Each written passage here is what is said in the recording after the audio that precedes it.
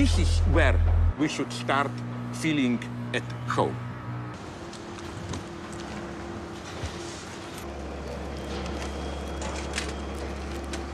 No, you call this porn, my God.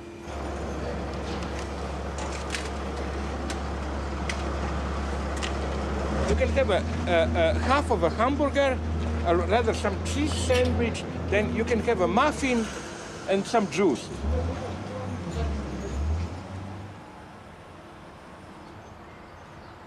So I think that what we should do to confront properly the threat of ecological catastrophe is not all this new age stuff to break out of this technological manipulative mold and to found our roots in nature, but on the contrary, to cut off even more these roots in nature. The difficult thing is to find poetry, spirituality in this dimension, to recreate, if not beauty, then aesthetic dimension in things like this, in trash itself. That's the true love of the world.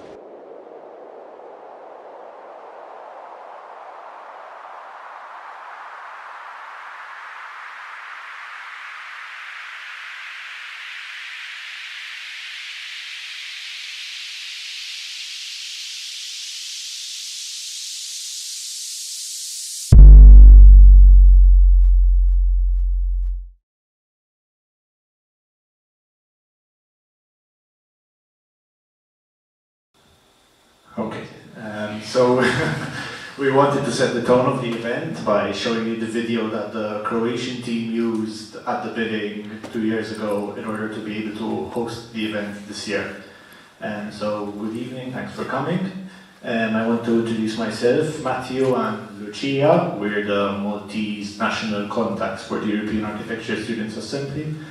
Now to start off, I want to thank SACES who collaborated with us to host this event. We couldn't have done without you. And so, for those of you who don't know what EASA is this platform for architecture students and professionals from all across Europe and now even recently all across the globe.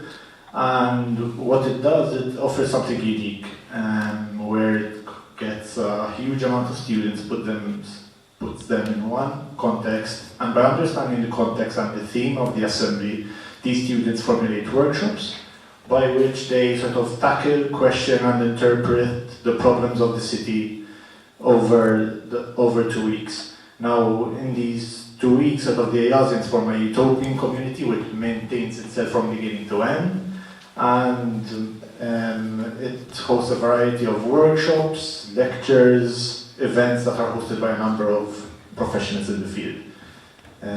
And essentially what you'll be doing is living, eating, sleeping, cleaning, partying, and essentially living together for 2 weeks.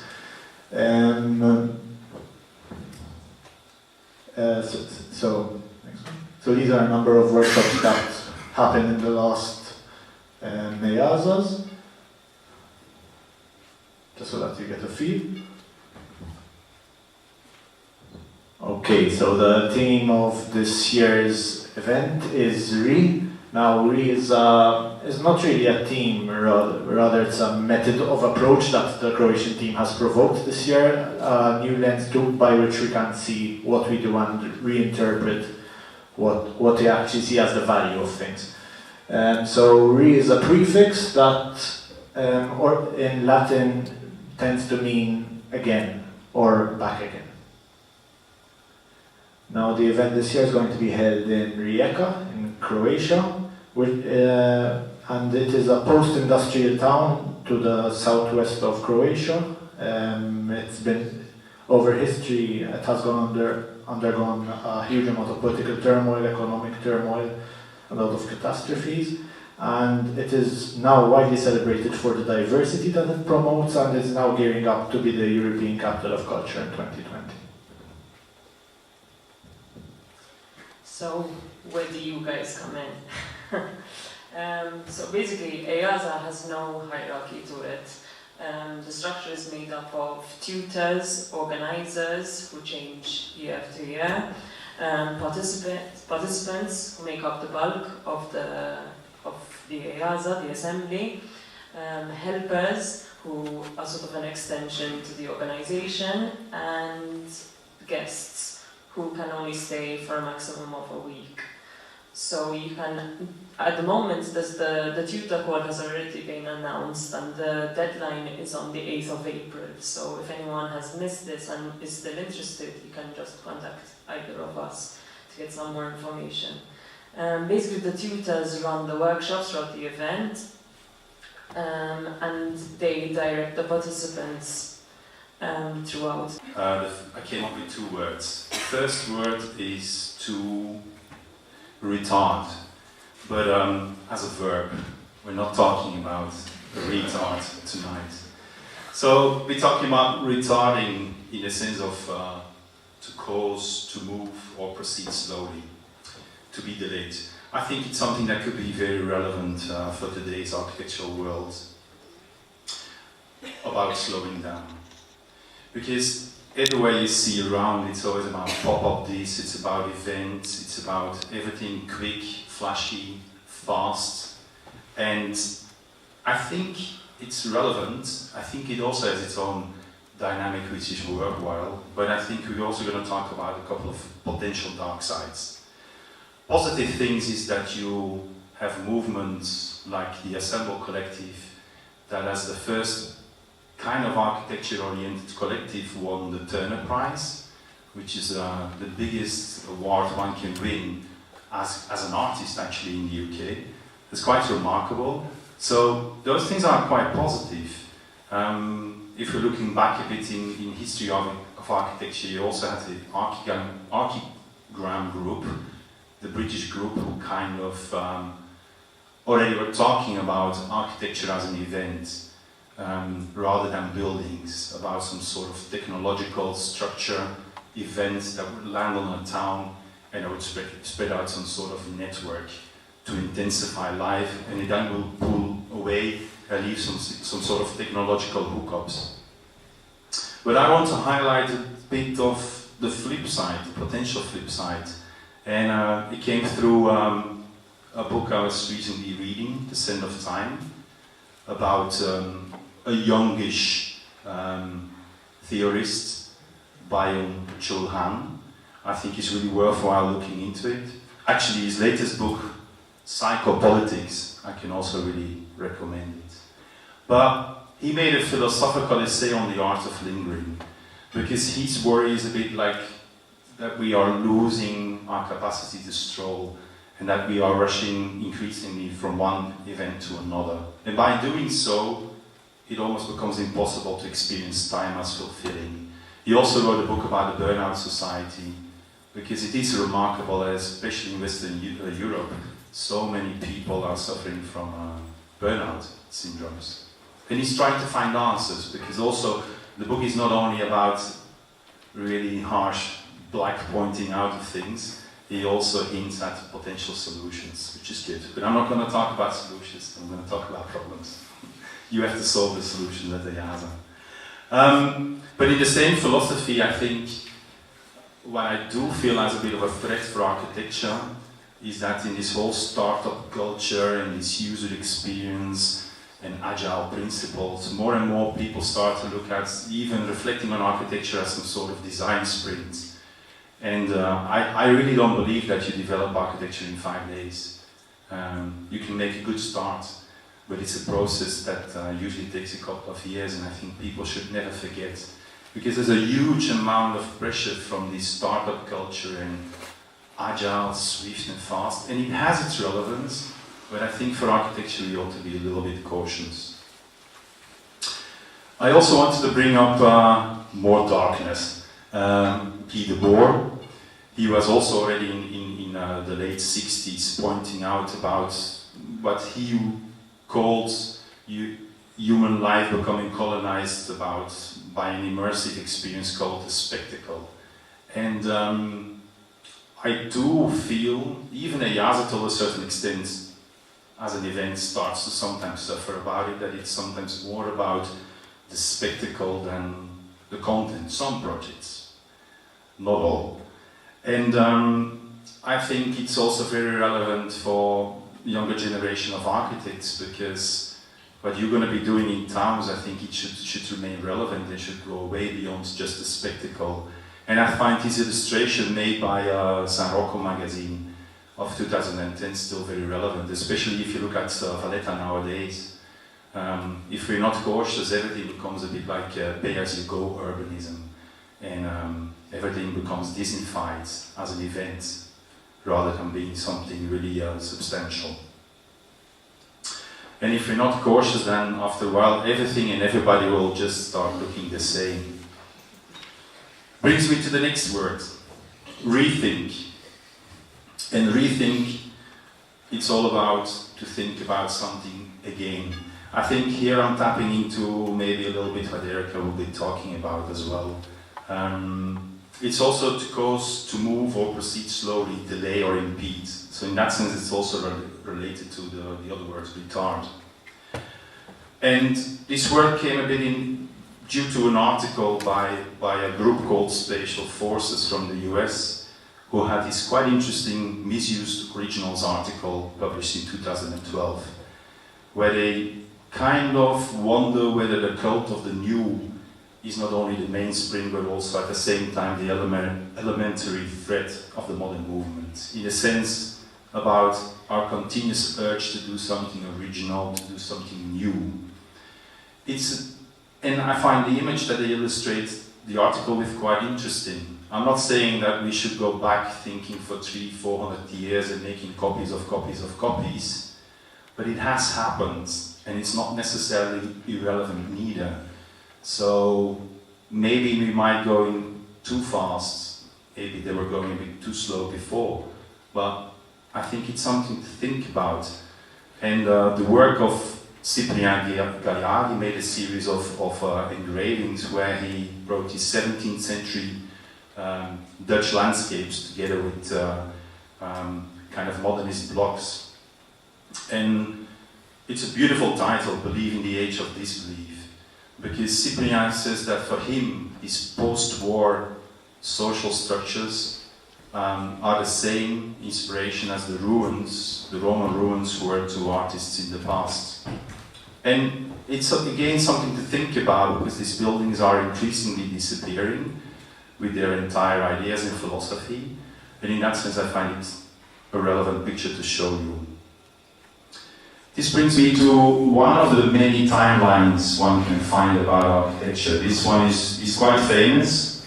Charles Jenks kind of published it in Architectural Review at the end of the previous century.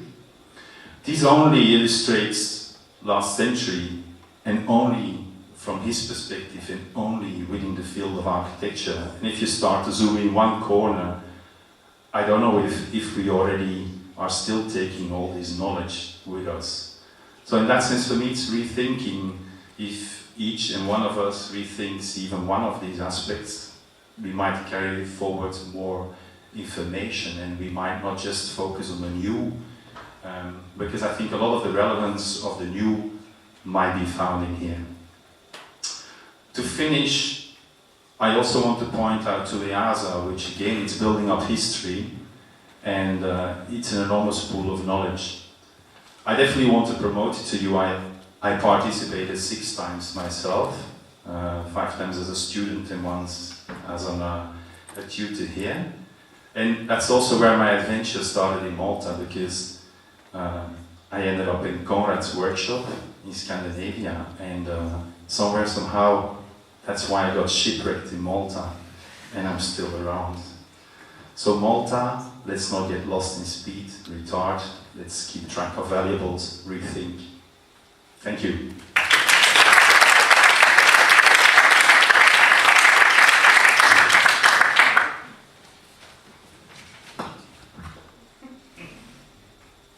So the first thing I did, just like in architecture school, like read. So I jotted down the first words that came to mind. Remember, revolt, renaissance, resurrection, Rembrandt, renounce, recycle, reduce, reuse, rebel, repent, rebuild, reunion, rent, remax, real estate, retards. And I mean it in the other way that Tom meant it. And then we're asked to come up with a statement, so I quickly just wrote this. I don't know why I wrote it, I don't know what it means, but I'm going to stick with it. Remember, do not repeat, you will relapse. So the only way I can go about explaining this is for me to remember to go back. So this is me, aged I don't know what, 3, and as you can see I always like drawing, I like making images. So remember, so the idea of going back. So I'm going to explain context. Context is everywhere. Context is historical context. You have to get to it, you have to remember it. I don't know if anyone knows this, The Power of 10 by Ray and Charles Eames. Every second they go out, they zoom out by the power of 10 and then zoom back in. So you have the context of the universe, the context of yourself, the world around you, and then the context of inside you. So that's like what context is. Now I'll explain to you the first time I learned about context, and it was in art. I was brought up by an artist and an academic, so I was lucky enough to be dragged around museums and explained artwork. And I'm showing Gauguin's Where Do We Come From, Who Are We, and Where Are We Going? It's one of his seminal pieces. Why? Because one, it's big, it has nice bright colors, it's very accessible to people. As a viewer who doesn't know the painter Gauguin, you just look at it and then you start seeing the different scenes that it's posing. It's a linear scene, but it's not. You have this old lady on the left, representing death. You have a baby representing birth on the other side. Incidentally, this was painted in Tahiti, where they have a philosophy of you can only look towards the past. You can never look at the future. You don't know what the future is. Your back is to the future. So in this idea, Gauguin starts on one side you have death, birth, and in the middle life. That is one context. You're seeing it as a viewer. But then there's the obvious other context of you understanding who the painter was, where it was painted, the time it was painted in. And you start to learn that this was painted in a month. To paint a painting like that, in oils, in Tahiti, to get a paint, I don't know how many meters it is, it's about 6 meters wide. To finish it in a month, it's an achievement. And in the meantime, he writes in the corner, where do we come from, who are we, where are we going? It's these existential questions, sort of context of being. Then you're told, I was told, that when he finished it, he wanted to commit suicide, because he was going blind from the syphilis he contracted, and then gave to all his underage brides, all his models, in his shack that was aptly named the House of Orgasms. So that's another context. That's more information that you're learning about the painting. So you have the painting, you have the painter, you have information at hand to make a judgment on what it is. You can either leave the work for itself and just admire that, or you can bring in that extra context of the baggage of the painter. Then I went to architecture school, and I learned about context in architecture. You will know, put your note on your plans, you're given a site, you need to learn about the context. As Tom was saying, you need to understand what's around you, slow down, understand the people who you are working for, understand the people you are working next to. The site, there's always context. So the more you learn about context, then the more informed you are to design your building. That was one of my designs. And at this point, I remember I gave a lecture the other week at university, and a student said, much of your context. And I was like, yes, fair enough, of your context. Yes, it's stating the bloody obvious. But when we have a context that leads to this, am I stating the obvious? I don't know if you know what building this is. Does anyone know what building it is? No. University residence. I wrote it. I don't know what context they live in. It's not a context that I don't particularly like. It's not feeding, it's not bettering the context, it's just adding to it. This is the context we live in. This is the context that we like as students, as people who live within our environment. Yes, no, you're comfortable with driving like this? Or with just living in an area that I mean, you see this and you say, alright, Malta. Might as well be on new postcards. And then we're not going to talk about international context. I think we're all just skilled. We see him and we're like, look at my hands. Do not repeat. The repetition, if you continue adding to that context, is going to be worse. So don't take a dreamer plan. Recontextualize. So I grew up around art and around images, so in architecture I started playing around with this. So why stick to the same context? Start playing around with it. I just enjoyed doing collages, and we all know who Easa is good to a new development of flats in Marsa Scala, I believe. That's my father. I think it's when I discovered weed. See from my smile. Well, why am I bringing this up? My father was a political cartoonist. Political cartooning is this world in between art and journalism. They're both looking for truth in their own way, but in journalism you are sort of deciphering the truth and giving the truth to the masses, to the people, whereas in art it can be highbrow, it can be lowbrow, it can get very complicated. I mean, it's hard to find the truth in a Jackson Pollock. It's there, but it's quite hard to find it. Anyway, it's an example of one of my father's works. It was recently exhibited in the Biennale, the Maltese Pavilion, and effectively he's recontextualizing the context around us. He understands something and he wants to comment on it, and he wants you guys to see, he wants the viewers, the readers to see this context and say, is this right, is this wrong? In a caricature, it's from the word caricare, to load. So you're going to exaggerate, you're going to pull it, as in the tiny rock building up to the sky. And then in 2014, he sadly passed away, leaving the family business to me. Thank God he wasn't a lawyer. So I shut down AutoCAD and picked up brush and pen and started doing my own. It took me a while to develop this, to understand how I'm going to get this context, what irks me, what's my voice, what am I trying to say. And that, as architects, is the same thing, I believe. So you have to observe what's around you, you have to understand, and then, in your work, comment on it. Push it forward.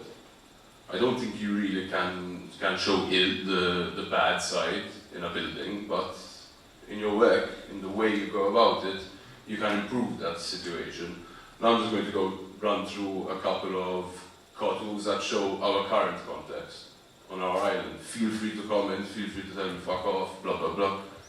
But I'm not going to talk that much. Go through some cartoons.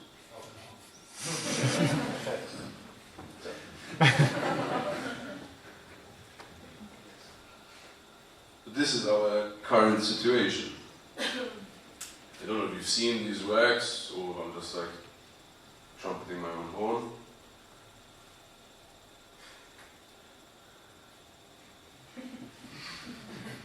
I tried to pick, because the built environment, even that word is just a bit of a weird thing, built environment, is still very much at heart. So, especially in Malta, I try to comment as much as possible when I see clowns like this doing what they do to our environment.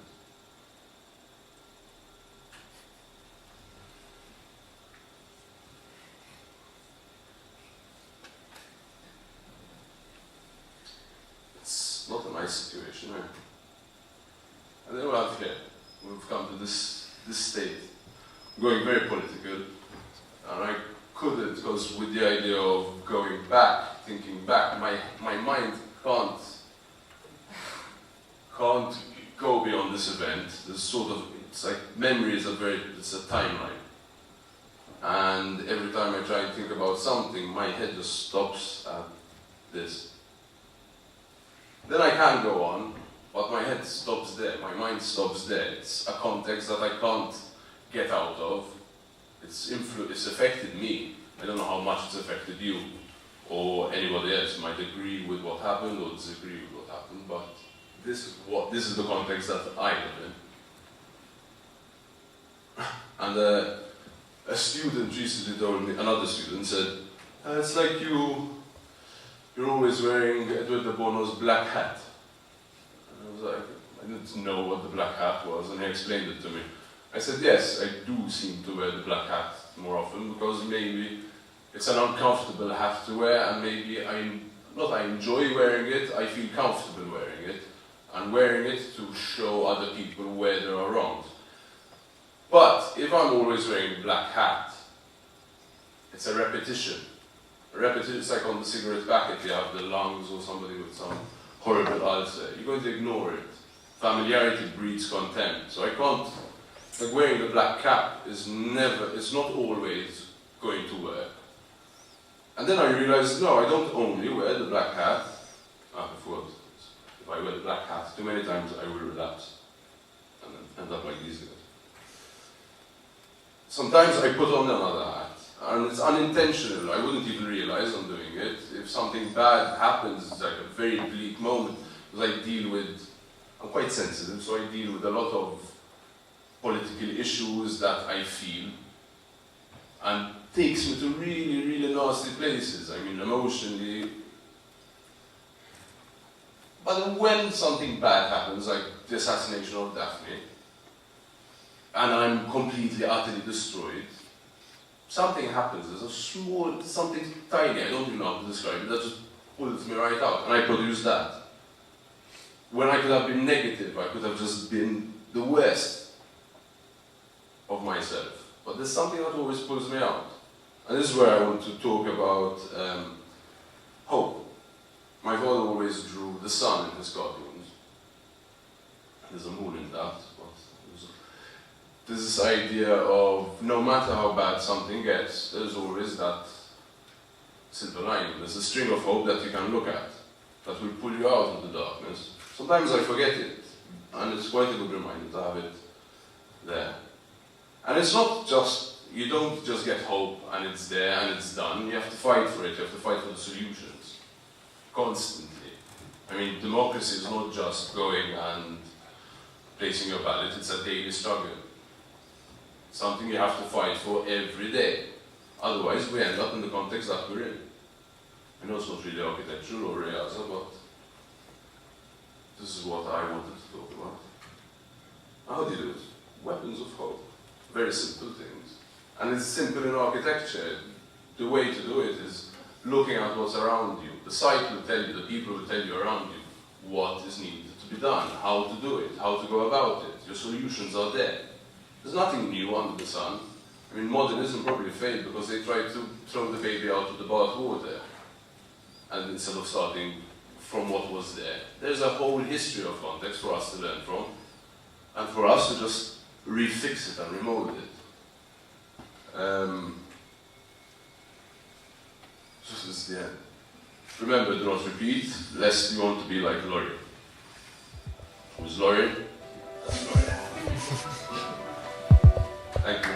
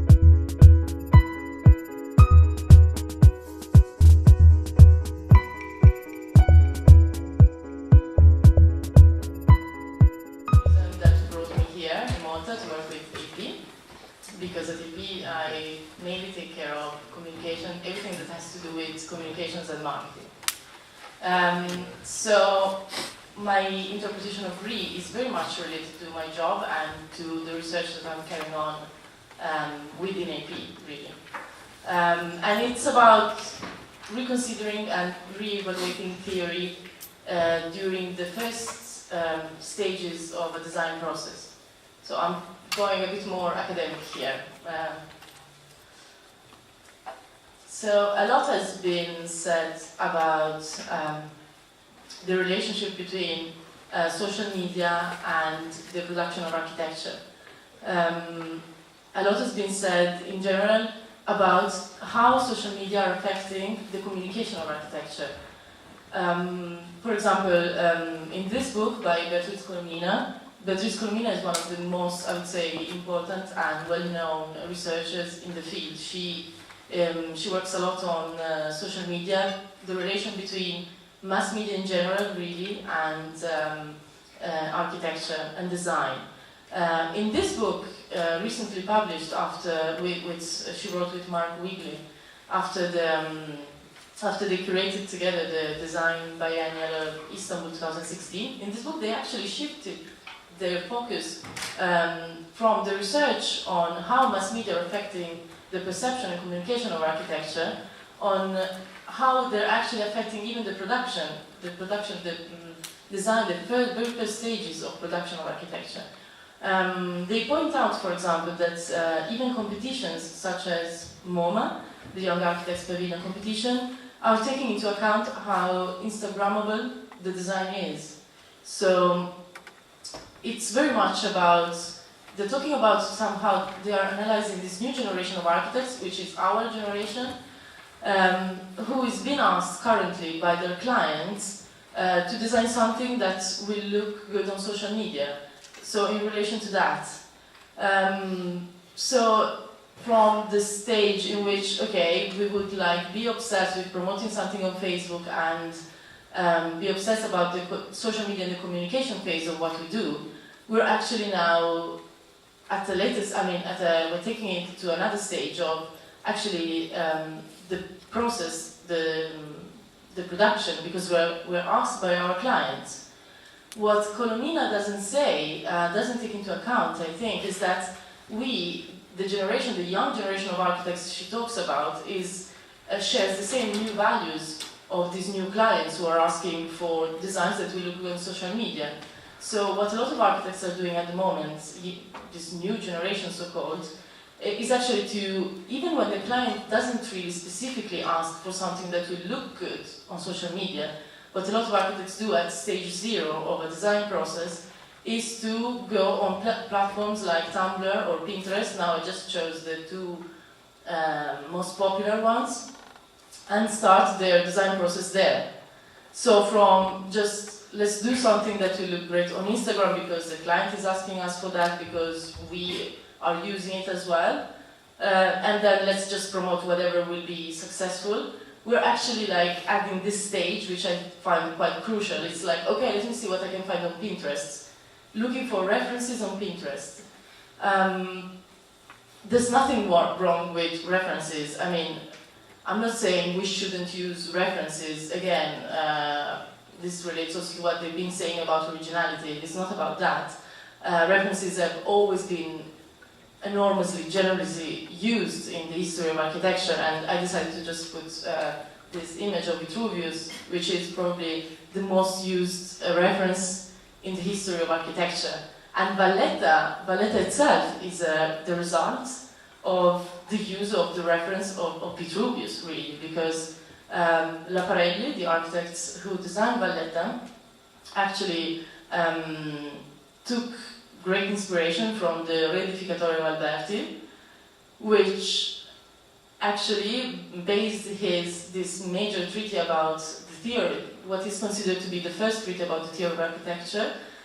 It was based actually on Vitruvius. So references are great, but the difference, what's happening today, is that these references were selected through critical width and through critical filters.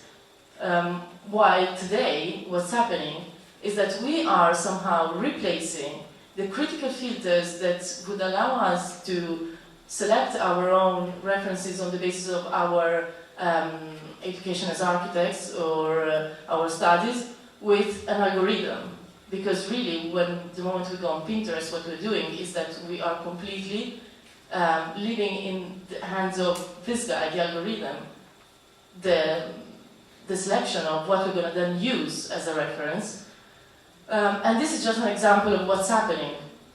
Because this kind of Pinterest architect trend, as we call it, is something that I've noticed as in just happening around, like with friends and in different offices. But it's also something that happens, again, a lot in competitions, for example. This is an example of something that I stumbled upon working on this competition. The brief talks about solitude. It's a competition for the requalification of this fortress in Italy. And the keyword is solitude. Then I decided to do this exercise at the office, and we said, okay, let's try and just type on Pinterest solitude and architecture. And sure enough, in the first page of the results, there was exactly the same project that they used as a reference.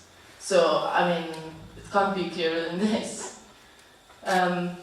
So really, what we're doing is that we are somehow replacing that process that would allow you to go through to elaborate references thanks to your background, whatever it is, cultural, academic, and replacing it with an algorithm. And it's really dangerous because, again, the algorithm follows some dynamics which have nothing to do with the complexity of architecture. And, for example, even in, this like random just typing office interior design page, I mean, what you get is something that is really far from this kind of complexity, just a selection of imagery.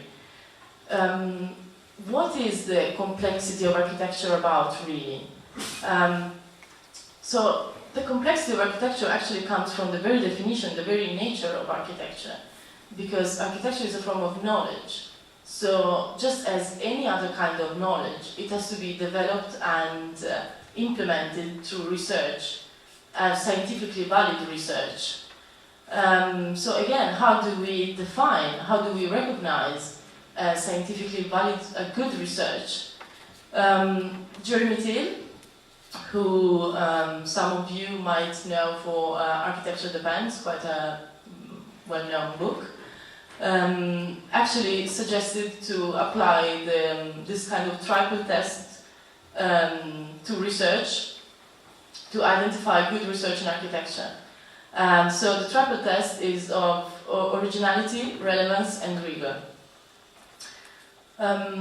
If we try to apply this test to the, let's call it, algorithm-dominated design approach, it's very clear that, well, for sure, it doesn't provide originality at all. Because, well, one, obviously, because, for example, when we type office interior design, the images we're looking at, apart from being just a purely formal and superficial element, are images that another million of users out there are looking at the same time. But also because, like, for example, as proven by the recent scandals of, like, for example, Cambridge Analytica, the more we like something, the more that algorithm will feed us with the same thing. So the more I pin on Pinterest, for example, concrete walls, that tag, the more I will see images with that tag. So it definitely doesn't help the originality of our research. So that excludes, as a consequence, even the relevance element. Because, as we said, what these platforms are providing us with are just purely formal and superficial elements. So that kind of contribution really can't add anything to the store of knowledge. And rigor, there is a rigor in the way these platforms work. There definitely is, because, as we said, obviously these algorithms are processing a lot of data and follow very specific rules, mathematical rules, but it's not the rigor that we need in scientific research, because to be relevant, it has to apply, to have critical filters applied to it. So it's definitely not the kind of rigor we would need. It applies some criteria that belong to the marketing world, not to the architecture world. So if we can somehow, okay, this was a very brief, somehow demonstration, kind of scientific demonstration that the algorithm-dominated approach alone can't work for, at least for the design stages, first design stages of architecture, because it just doesn't match the, let's call it, scientific complexity of architecture. We can also add to that the algorithm definitely doesn't take into account the complexity of the human element of architecture, because at the end of the day, architecture is about life. And for example, what I read that actually really captured my attention in the EASA brief about RE is that there's they really highlight the human elements, the human part of architecture. And if one might argue that, yeah, but today life anyway, big part of our life is about data. And even, for example, I just decided to take this extract from an article about Rem Koolhaas in the Financial Times, which was published a few days ago. And yeah, for example, even Rem Koolhaas here is saying he's envisaging this landscape completely dominated and dictated by function, data, and engineering, in which the human element is almost irrelevant, but yet almost you can't eliminate it completely. In fact, he's saying, yes, we are in a moment of transition, and if we articulate it properly, it could be insanely beautiful, because it's true. I mean, a moment of change is always difficult to handle.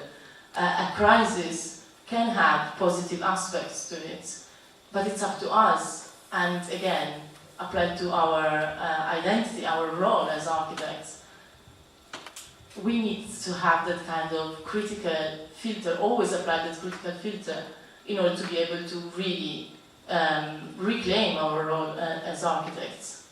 So, in this sense, I decided to somehow suggest to reconsider the way we approach the processes of production of architecture, and to re-evaluate theory in doing so. And I think EASA is probably, and in particular this edition of EASA probably is one of the best occasions you could have even as students, because again, it's a moment in which you can slow down, as Tom was saying, somehow resist that kind of aggressive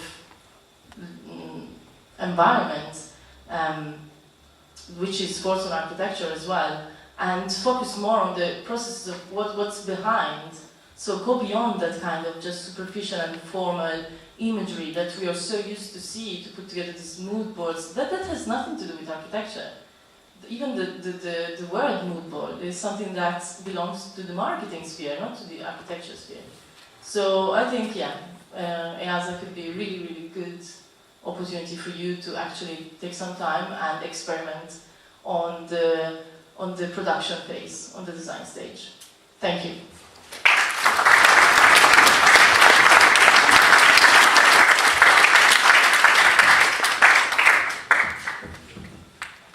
And now on to the final speaker, Luke.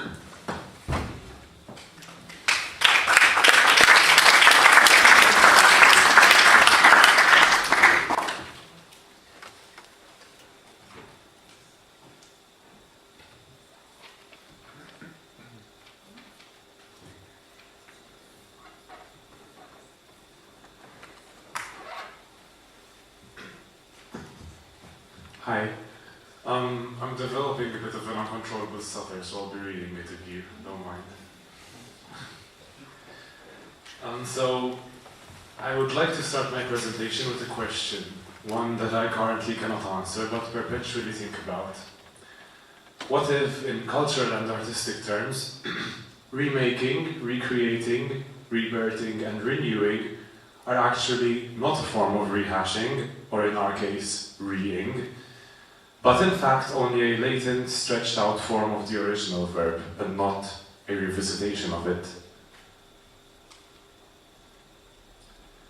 From where we all stand collectively, we can witness the idea of re as embedded within the latent postmodern theory we are working with in a manner that goes beyond simple revisitation.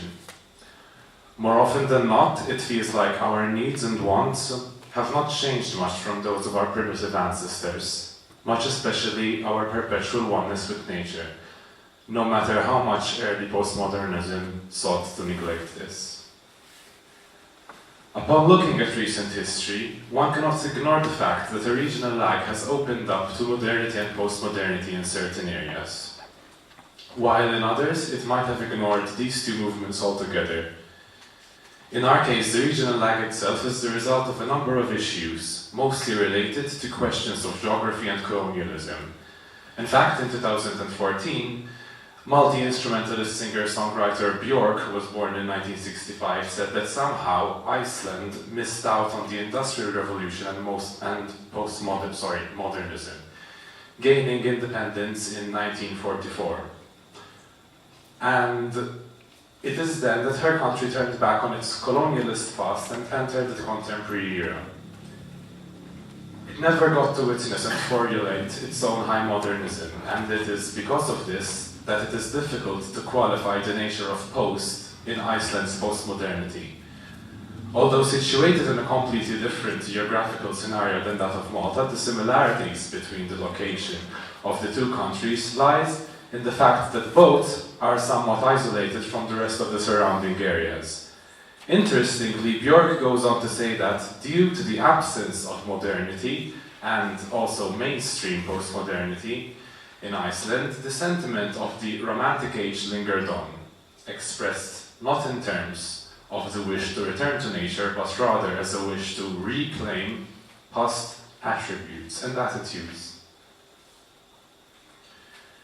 Björk believes that this is why feeling remained a perennial point of reference for Icelandic culture. So in this case, re is responsible for maintaining feeling and emotional response.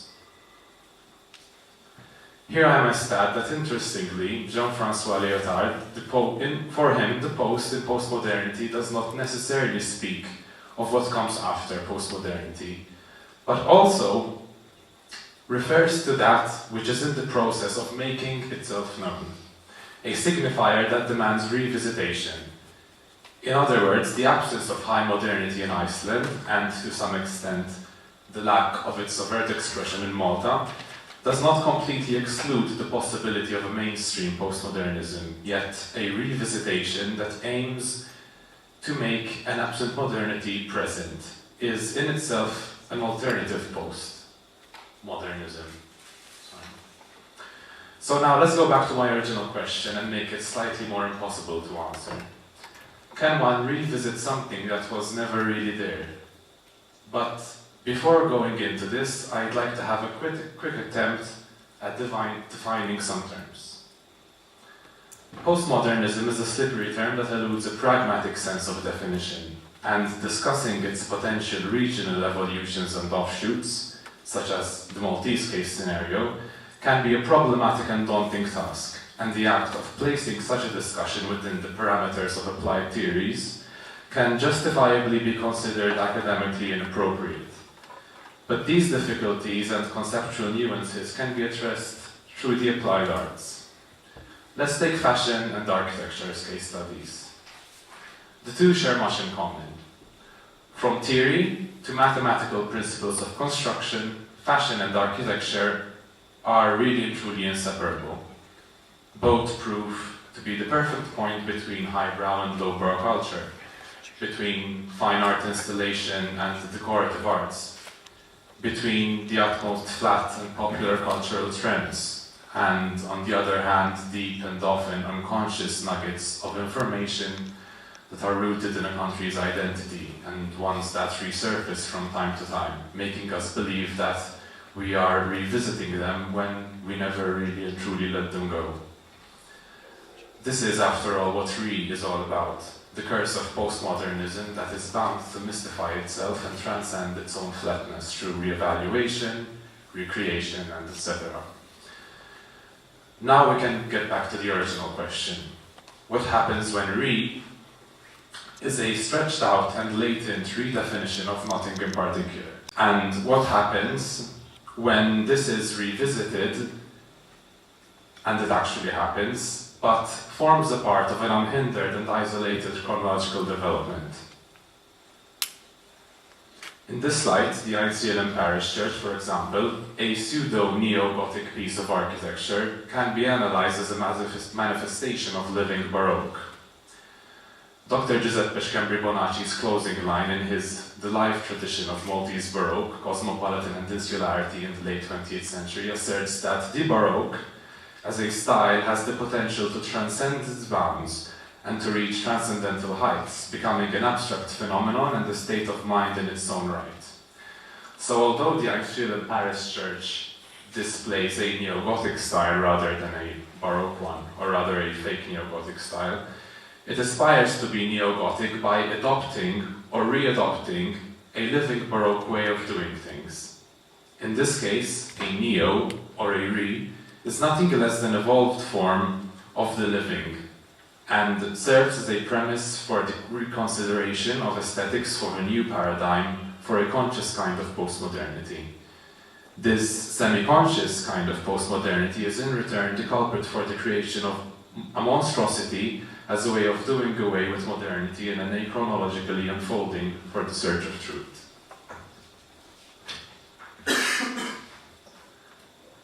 As a revivalist medium, the Gothicism of the 19th century was already in itself a pastiche of sorts, which borrowed elements from its own past. For the sake of dramatic momentum, a late Romantic method of bypassing the Enlightenment in a search of mysticism, and not unlike current modern Baroque traditions in Malta. So, would this make the Easa Parish Church a re of a re, or simply not a re at all? Upon tracing the origins of re, one inevitably encounters the work of the first, if not the first, badass feminist, Mary Shelley. In her novel The Modern Prometheus, now more commonly referred to as just Frankenstein, the quest for truth or science is what leads to the literal creation of a monster, a techne of superhuman capabilities. Now it's important to note that the ancient Greek term for techne is here used to refer to the phenomenon of man-made monsters creating to revisitation of the human, and yet the literal translation of this term from the ancient Greek signals craftsmanship and creation, and therefore could simply be translated to a work of art. Therefore, re here is a work of art. By equating the work of art with monstrous revisitation and by associating monstrosity with that which lies beyond the current boundaries of institutionalism, one might be able to link the semi-conscious lending of the Baroque style, or rather the Baroque way of doing things, to the dissolution of beauty as we know it. If this is the case, then perhaps this overtly nostalgic and liquid movement in and out of the Baroque idiom, regardless of contemporary international styles, is not only a relevant attack on modern and postmodern forms of beauty, but is also an expression of the spirit of the contemporary and current postmodern age in Malta, one that is obsessed with revisitation, recontextualization, and recreation. It essentially embodies a zeitgeist. However, when looked at through a Baudrillardian lens, these monsters acquire a life of their own. One might also argue that these very monsters, creating in the face of collapse of meaning, sense, existence, and life, are created as a result of a kitschy re-harkening back to the Baroque, and as an attempt to escape modernity, these are so far removed from their origin that they themselves end up becoming signs which do not point to any particular origin. They become a re of nothing in particular. In other words, the Easa Parish Church, much like Frankenstein's monster, loses its stylistic and chronological point of reference. It becomes a dislocated re. Now located in Baudrillard's fourth dimension, the building no longer possesses a real origin and has moved beyond its status as a kitsch, pseudo-neo-Gothic object, originally created in the modern Baroque spirit, to become a work of postmodern autonomy. A monstrous product, the Aeolian parish church, not unlike Frankenstein's monster, defies modernity while somewhat paradoxically becoming none other than the monster of modernity itself. It is at this point, however, that one must note that the Aeolian parish church was designed by architect Ugo Malli and completed in 1978 under the supervision of other architects after he passed away. The building itself is a phantasmagoria of sort, displaying a series of meticulously carved ornate structures that express a longing for a Gothic past, one which, however, hardly ever existed in Malta in the radiant grandeur that it is referenced. The original Mdina Cathedral may have boosted that style, but it can be safely said that that particular instance of Maltese architecture was definitely not within the collective memory of the society that produced the Aeolian Church. Indeed, the building's series of quasi-real, but mostly dreamlike, imagery become the perfect model of all the entangled orders of simulation, the original model of which is obviously Disneyland. Baudrillard tells us that the imaginary embodied that by Disneyland is neither true nor false, but a machina of discouragement with the sole purpose of displacing the fictive with the real in order to confound the planes that they normally signify. Cinderella's castle, here, was built by Herbert Rayman and completed in 1971, only 8 years before the Aeolian parish church was built, and displays this in a bizarre and haphazard assemblage of elements from a variety of real and fictional places, such as Versailles in France, a castle in Bavaria, the Alcazar of Segovia in Spain, as well as the earliest of the lot, a 14th century church in Prague. But now we must ask ourselves one final question. Is it really a re if it is unconscious? Sigmund Baumann provides an interesting account of the ways in which fantasy could fuel this postmodern collage approach when he says that, above all, postmodernity can be seen as restoring to the world what modernity had so presumptuously taken away, as a re-enchantment of the world that modernity had tried so hard to disenchant. Although the conditions specified by Bauman explicitly deal with overt examples of the postmodern, what is interesting about these conditions is that they seem applicable to the situation in which past styles are referenced through nostalgic attitudes. In many cases, these past styles are in key of a pre-postmodern and modern sentiment, yet they simultaneously try to elude that very modernity. In this light, that the Frankensteinian monsters of not only the Aeolian parish church, but also, for example, the Shaukia parish church one, Monte Cristo estates, Pageville's exotically themed nightclubs, and the entire Bujiba region, for instance, can be read. Their modern, pastiche-like eclecticism and extremely outdated styles are so cut off from mainstream chronology that, like Frankenstein's monstrous creation, they become alive and they become hyper-real. The origins that are re-exercised start from are entirely lost. In their living states, they seek to, above all, hold on to their living Baroque stance in the face of modernity. One would be tempted to conclude that the living Baroque and latent postmodernity overlap in their lack of chronology, in their return to narratological techniques, and in their promise of mystification. While we can maintain that postmodernity makes the ordinary fantastical, the same concept can be easily used to sustain the latent postmodernity and how it makes the fantastical ordinary, all the while endowing the hyper-real with mystical elements. With Disneyfication, one needs no longer believe it to be a mere imitation of reality, but rather one is free to acknowledge the straightforwardness of its own techniques and mystification.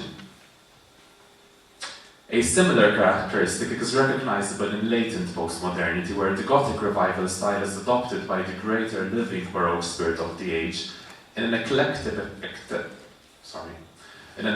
attempt to maintain pastness.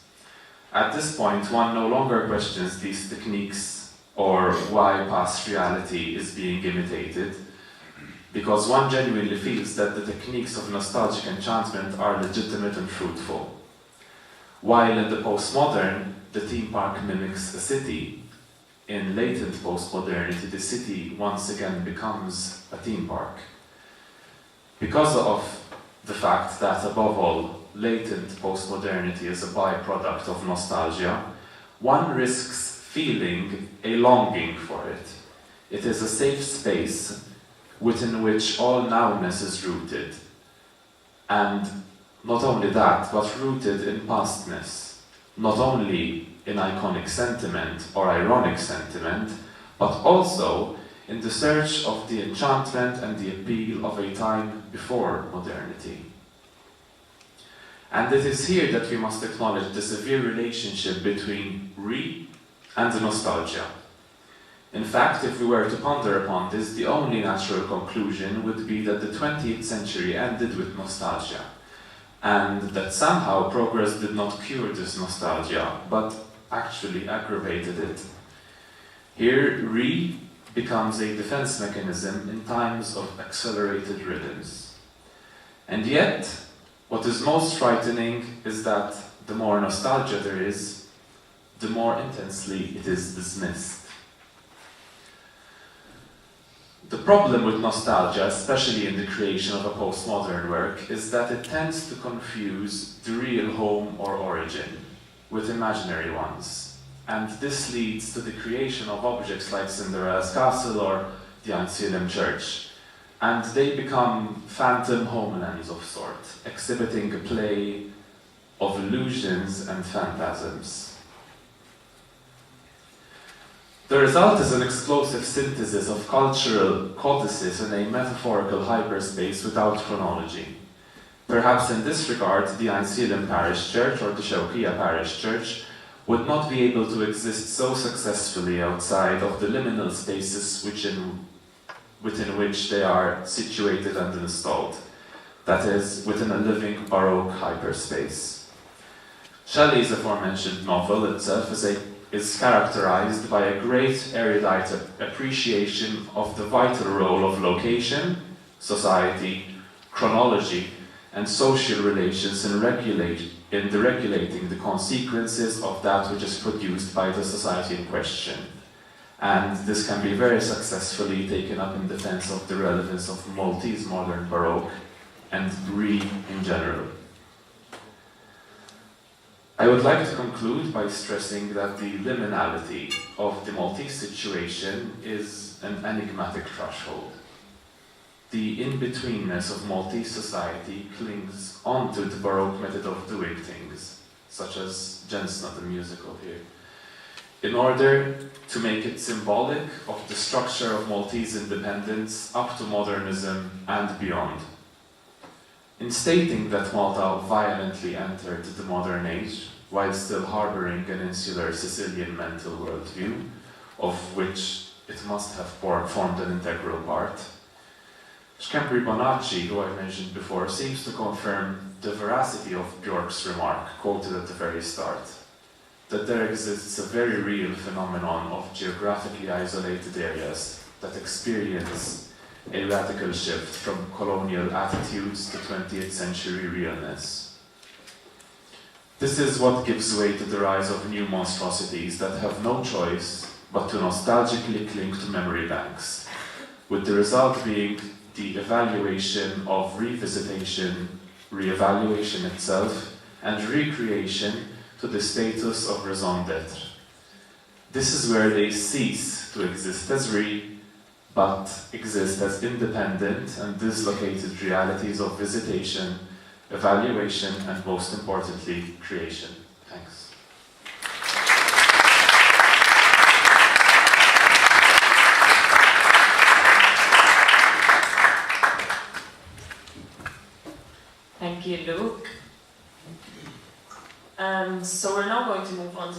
discussion, so we'd like to invite the speakers to sit in the middle here. And I'd just like to explain the scope of this event. Basically, it was twofold. First of all, we wanted to share with you a bit of a background of what EASA is and its structure and how it works. And then we wanted to share the more academic side of it and see how we can share the theme with you and maybe can be a bit more inspired about how the process works and the build-up to EASA.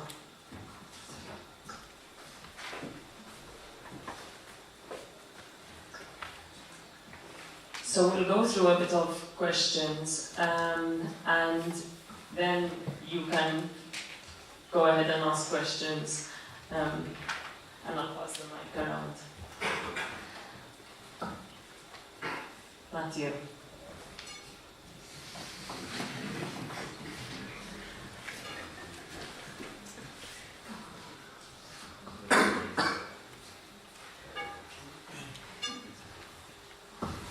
Okay, so I'm not really going to stick to the order of what we discussed because we're a bit pressed with time, but I'll start with this one.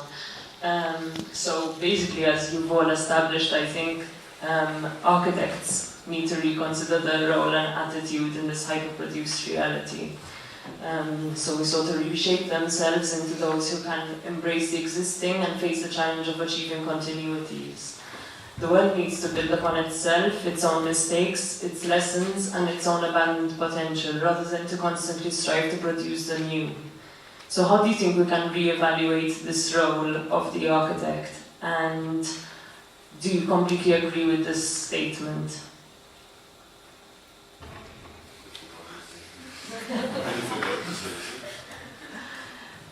But, like, if I can just jump in, I don't think there's anything new under the sun.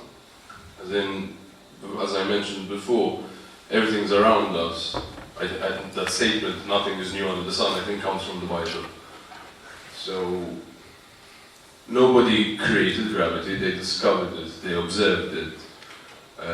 Nobody invented metal or plastic, they observed it and went about producing it. So I don't think it's the architect's job to creating something new. It's the architect's job to observe something and solve the problem at hand. The idea of new somehow can be a block that you have to wipe out everything that's came before you to put your own input in it. I don't think it exists. I win. Yeah.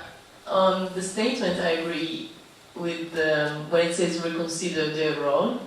And again, I think it's about resisting somehow that temptation of that easy way out of becoming that kind of Pinterest architect, because that would actually destroy the role of the architects. As in, if you actually just end up doing that, so you actually become just a fabricator of imagery and nothing more than that. So you're actually the real cause of just the end of the role of the architect as we know it. And again, it's true that it's a moment of change. It's true that there are a lot of new technologies and softwares, and yes, we have to somehow find a way to exploit them, but the right way, without forgetting that part, I would say. So in that sense, but then, yeah, I mean, of course, it's there. It's nothing, I mean, it's there. Yeah. I tend to agree. It's about adding, as the role of architect, I think it's adding, and not just about inventing a new, it's about observing a lot and adding to things. Because you're in the middle of a process involving a lot of people and a lot of dynamics. So I think it's a bit pretentious to think you're just going to be, I mean, you can do new things by adding, but I don't think the focus is on necessarily on the new.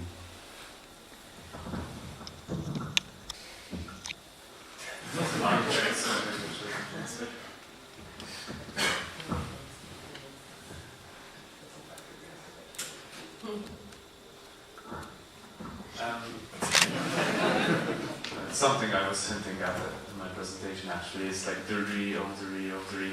At which point can we actually say, look, it's been so overly done, it's been regurgitated to the point where maybe it's becoming real now, it's becoming original. I think it was Dali who once said that the artist is the person who manages to copy best, something like that. And I think because even with modernism there was this sense of revisitation. And it feels like it's something that is here to stay, this constant notion of looking at what's around us, looking at our past in order to really try to imagine or design a future for ourselves. And this is why maybe posthumanism has so much in common with the pre-human. So if you're looking at even something as basic, I don't know to try to speak in architectural terms now, so it's going to sound really basic coming from me, but even if you look at the needs and wants of the people who would live in the temples in Malta, using post-human theory, there's still the same needs and wants of the futuristic human being. So, and even if you look at something as basic as their religious beliefs, you wouldn't even call it religious because it's so primitive, but it's the same stories being reapplied, retold, rehashed, and it seems like this idea of really and truly is embedded within the human societal structure. It's something that we are bound to be doing. I think Erica, you touched upon this as well, being human and like trying to figure out at which point we start looking at what is actually unnecessary and what is actually excessive. So what meets the needs and what becomes like too much of a luxury. And so where do we draw the line between needs and luxuries?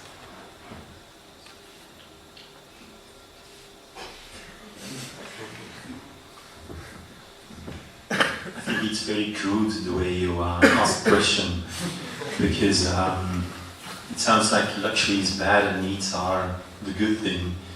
I think it's just about not wanting too much. Maybe you don't want any needs, but you want a couple of luxuries, and maybe you only want needs. I think it's just about like not overdoing it and picking out your stuff and really say it in simple terms, really enjoy it.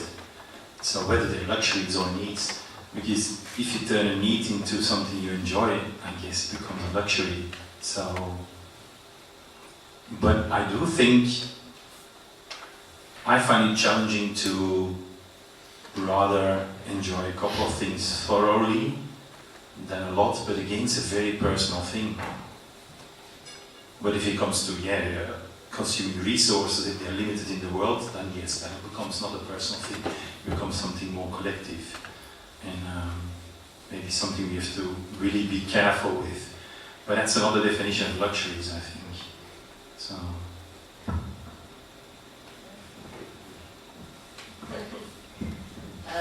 In terms of, yeah, I agree. No, but I think it's also about somehow balancing a bit better.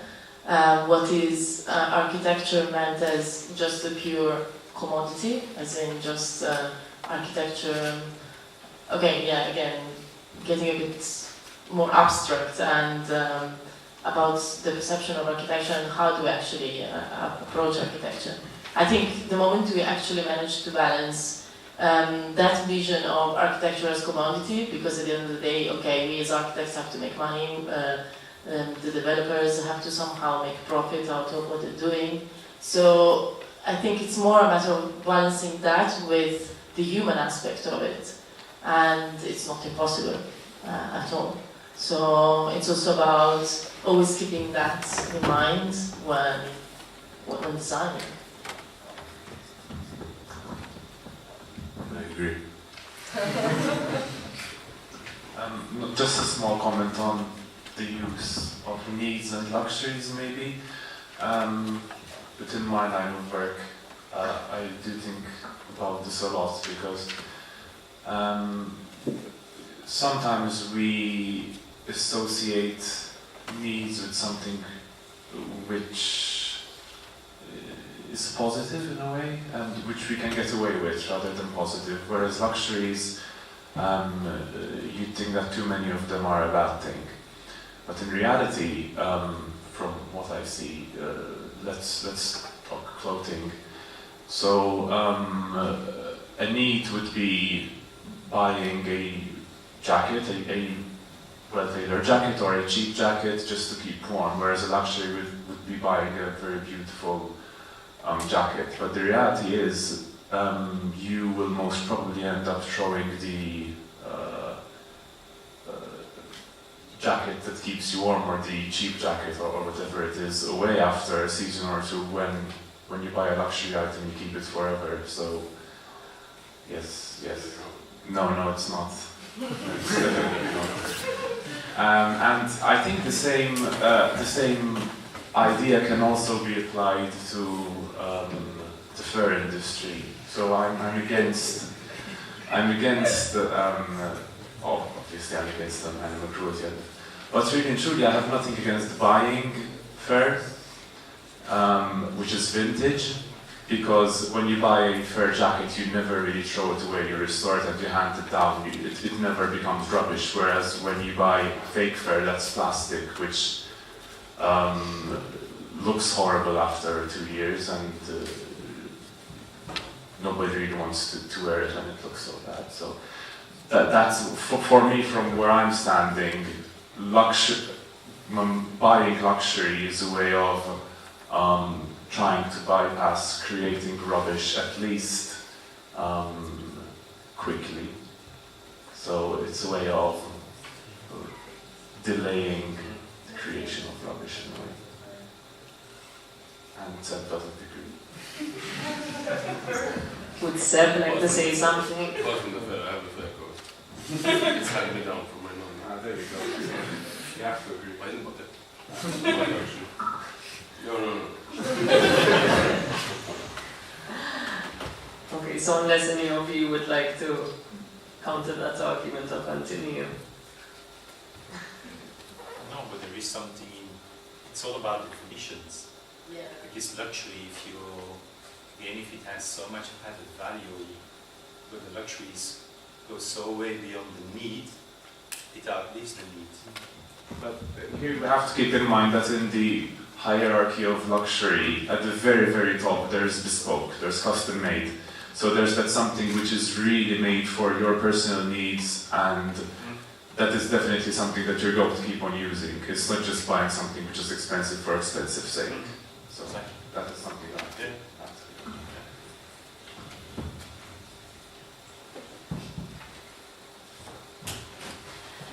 So I'll read this quote by Benon Shumi.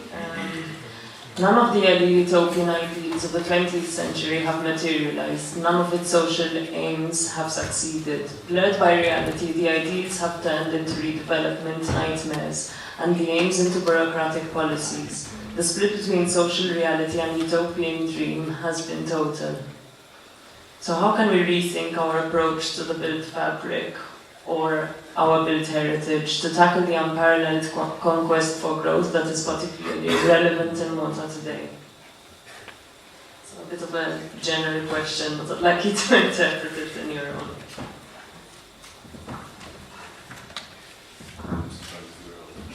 I think on that level, if you want to approach it on a level of a country, you need good politics.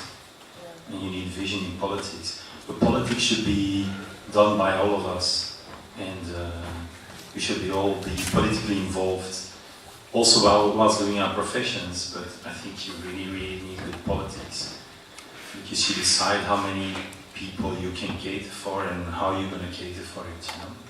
I think. And I don't think there's a lot of vision about it now. It's just more. So.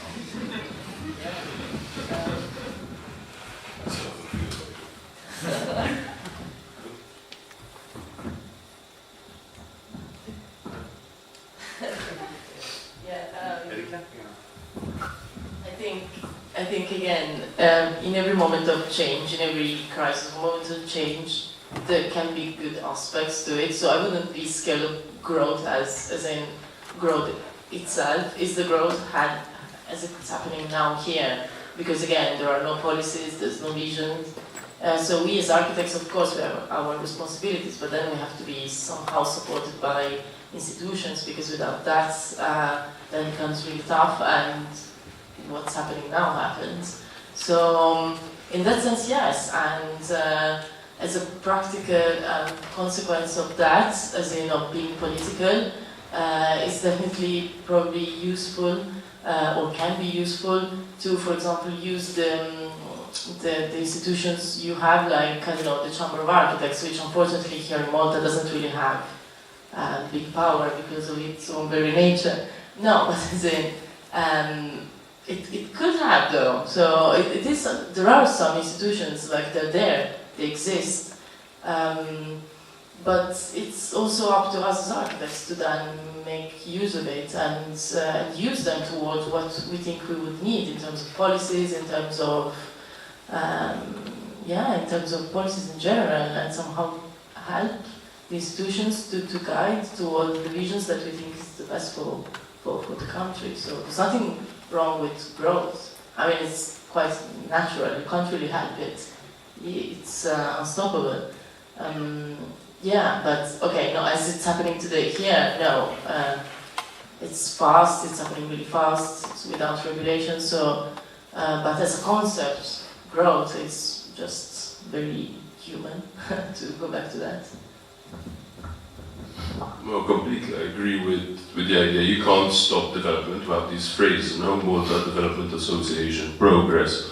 That's the failure of our institutions, of our politicians. And if you stop developing, if you stop growing, then what is it?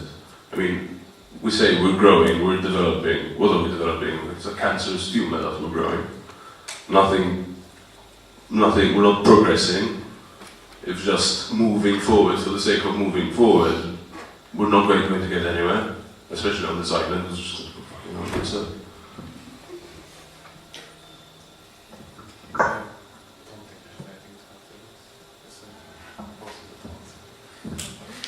Does anyone have you from the audience have anything to add? I think it's what's happening now is it's really growth for growth's sake, no? Yeah.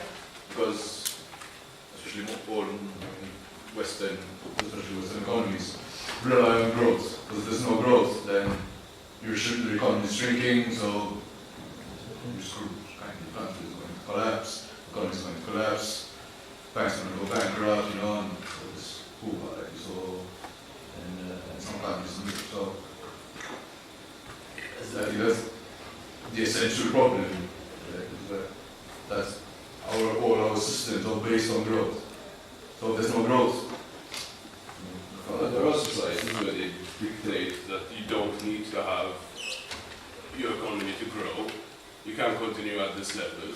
The problem is like what we saw pre-2013, that we live in a country that depends on construction. It's a very sort of bread and butter issue. A lot of people's jobs rely on that. So when you just put brakes on something like that without having a backup, instead of building a tower block or a block of flats, let's put these people to work on restoration, on changing the way, using these as examples of changing the way a fort is used. You're still creating jobs. It's not a matter of just stopping growth or just pumping in growth. It is what type of growth you want. Yeah. No, that's what the idea of vision comes in. Because there's no vision whatsoever.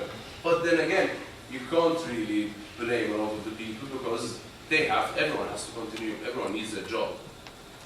I mean, we're all stuck in that same system of relentless growth and urge for growth.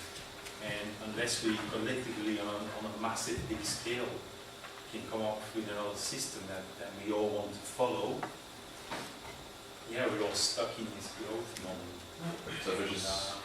And the nastier you do things, the more you're going to grow often. So it's exactly. And it's on an individual level, being part of the system, it's harsh and it's very difficult to, yeah, you can question it and you should question it, but we're all falling victim to it because we're really in the middle of it. But I think that is where the policies of the government becomes crucial, because in that kind of situation it should come from there, while here it's the opposite. But why do we think that it should come from the government? This is something that I struggle. Why should it come from the government? We all know that people who are elected because they want to be in that power. We know it's not going to come from there. We've been years after years, decades. It's been our entire history. Locally, yeah. Not locally, everywhere. Not really. Yeah, but that system of growth goes even beyond. I mean, we know for ages now that it's going to be a post-nationalism, post-politics, you know, it's all cooperation bounds. But isn't that one is redevelopment, not changing? Because if you go back history and nowadays, let's speak about the management plan of our heritage Malta. For example, Valletta, the buffer zone, and the until the Tree City, if you go work out. See, this is really beautiful and remarkable history of one, not only Malta, it's all world. Speaking even in spiritual, Christian, others, is unimaginable. But putting the art in architecture and politics and society doesn't have to become united. For example, here, that question is really philosophical question. Our heritage, heritage, what we build, who give us, all generations they give us until this day, and what we do for the next generation. How we're going to emphasize the philosophical, how we're going to come together. Isn't that one not changing, but develop in our own way? Not we get other, for example, of UK to put the police here. It's not going to work out. I agree with you, but the next generation is not quantified to today's political decisions. Exactly. So that's what we have to think how we're going to develop, not changing. We can't change who we are. Who we are, we are. So that's when you have to keep it as an identity and redevelop for next generation. For example, if you go to Germany, if you go to Denmark, see before the First World War, 3 times happened in European war, which contained to all other countries, but the history remained there. The structure remained there for generations to build. How they're going to reconnect the network, trafficking. But if in Malta I see it, there's nothing like that one, except the 3 cities are really beautiful and they're prepared. And we can't touch it. No? For now. Definitely, even for future. Valletta is not what it was 10 years ago. Pardon? Sorry, Valletta is not what it was 10 years ago. No, because I used to work in Plan Authority. I'm still working there. But according to UNESCO, that's why you have to work. But we stuck, which is culture. What Malta have culture? How are you going to implement the history and the policy? It took 9 years. It took 9 years to work on until now. It's not yet done. So how are we going to philosophize this for future? How are we going to build it? How Malderen Island, also buffer zone. This cinema nowadays is near the Tinia Point. It's built. It's all history. All history. It's buried. Even in Safi, there's a lot of history over there. It's buried by full concrete. And sometimes you feel like, what the hell I study? What the hell I do? What the hell my profession is? And you start in broadcasting policy. But it's right. I mean, it's right. That's why I see my philosophy. Yeah, we are the politics. Everywhere here are politics. We are the politics aspect of society. Why we can't? We elect them. They are sitting there because of us. So why can't we give the image for future? what are you going to give for your children? What are you going to get the culture, heritage? What, from other country? How are you going to... That's why I don't see a change, it's not change, to develop. The concept of develop, from where? Our context. Which context we have as a Maltese? How are we going to approach? This is how to come to philosophical question. I agree. Because there's developing and developing. The politician's idea of development is very different from maybe our idea of development, or what development should be and how it should be done. And then it goes back into economics and growth and whatever. But speaking about growth, kind of you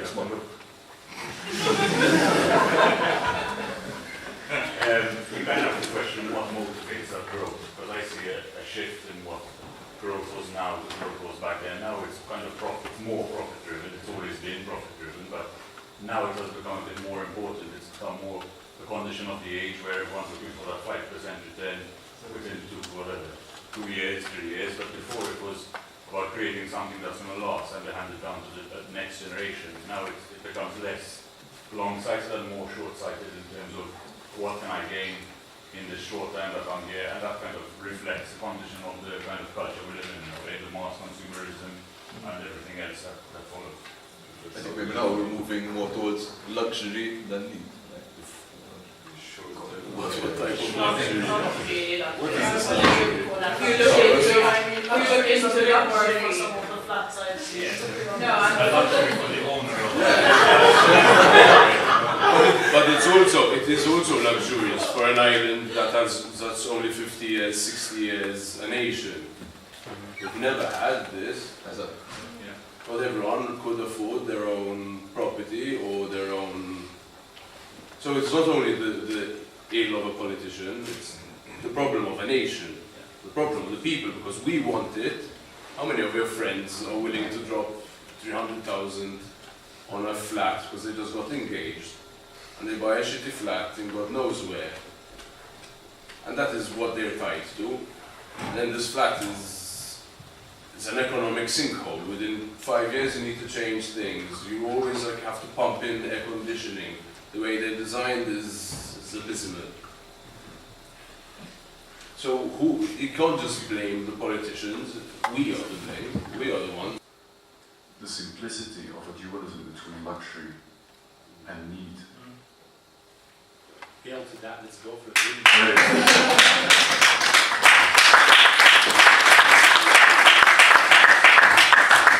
Okay, we're just going to, you can retake your seats if you like, but we're just going to launch the participants for.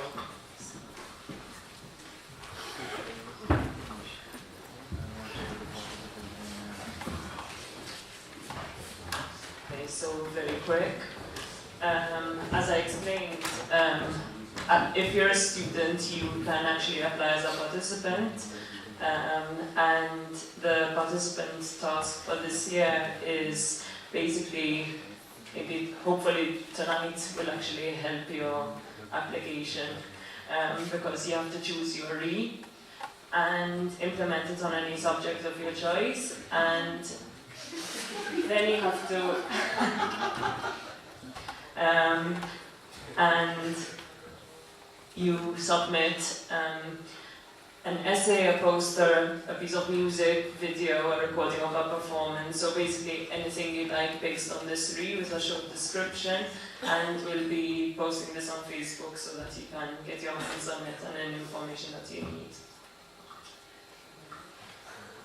Yeah, so you have approximately 1 month to come up with it and go, as in be creative with it. I mean, that is what we are looking for. The majority of the weighting of how we will choose the participants will be on this application process.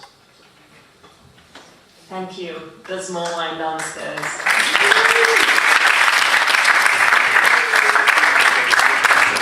Just a short note, we'd like to thank the sponsors who have Devs Workspaces and also with the Incorporation.